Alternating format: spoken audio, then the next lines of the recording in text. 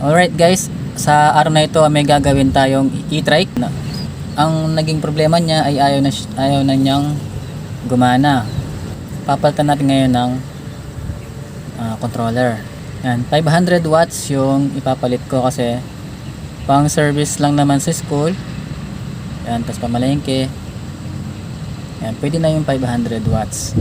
Yan, mas magiging matipid pa yon sa battery, sa konsumo ng battery. Kasama na rin yung brake cable nya, kasama na rin papalitan.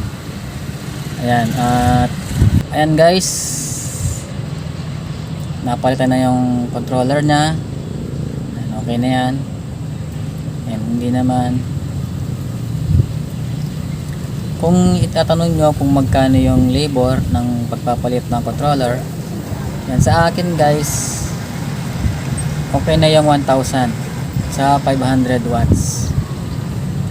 Ayan, at pag mas yung mataas yung wattage na 800, 1,000, mas malaki yung singil nun kasi mas mataas yung presyo ng controller kapag 800 tsaka 1,000 pataas.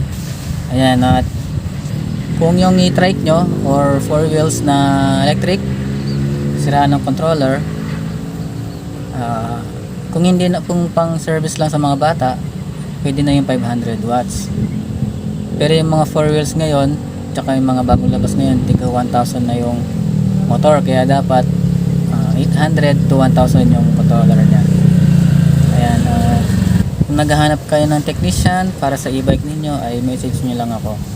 Pero kung pag malayo naman, kung meron kayong gustong itanong para sa e-bike ninyo, para kung gusto nyo ayusin, gusto nyo mag DIY, pwede naman magtanong sa akin. Tuturuan ko naman kayo. Ayan, thank you for watching.